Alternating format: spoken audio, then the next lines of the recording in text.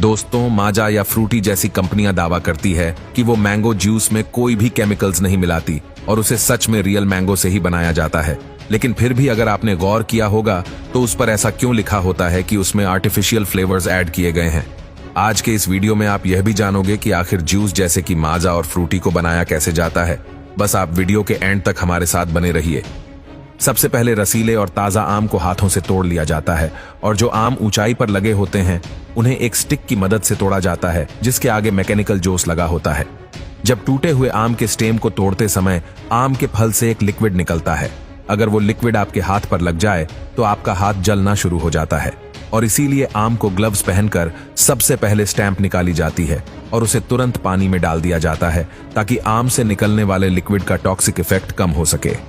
अब पके हुए आम दबकर खराब ना हो जाए, इसीलिए इन सभी आम को बड़े आराम से ग्रेड्स में भरकर फैक्ट्री के लिए रवाना कर दिया जाता है। अब सभी आम को अनलोड करने के बाद इन्हें तुरंत 2 तरह की वॉशिंग प्रोसेस से गुजारा जाता है ताकि आम अच्छी तरह वॉश हो जाए।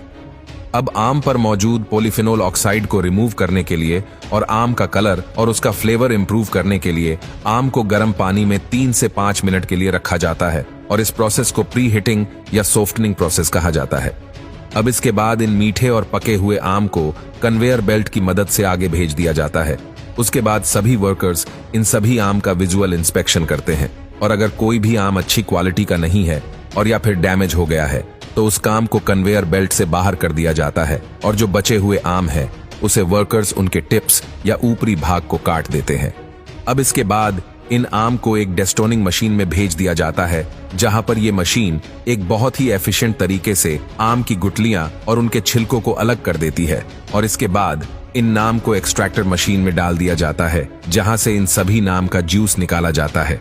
आपको शायद पता ना हो कि इस प्रोसेस में भी 2 तरह के जूस की कैटेगरी बनती है, विथ पल्प और विदाउट पल्प, और ये दोनों तरह के जूस को निकालने के लिए अलग अलग तरह के फिल्टर्स का इस्तेमाल किया जाता है।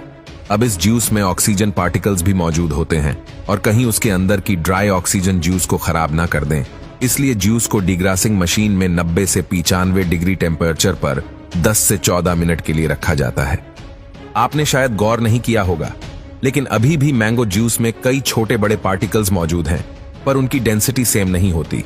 इसीलिए लिक्विड को होमोजीनाइजर मशीन में डालकर 20 से 25 मेगापास्कल के प्रेशर में 2 से 3 बार होमोजीनाइज किया जाएगा। फाइनली अब जाकर हमारा मैंगो जूस एकदम सही डेंसिटी का हो चुका है।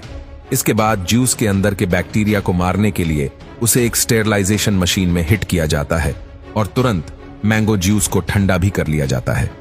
और इसी प्रोसेस की वजह से जूस की शेल्फ लाइफ बढ़ जाती है और इन जूस को बड़े बड़े स्टोरेज टैंक में स्टोर करके रख लिया जाता है ताकि आम के सीजन जाने के बाद भी हम अपनी मर्जी से कभी भी मैंगो जूस का आनंद ले सकें।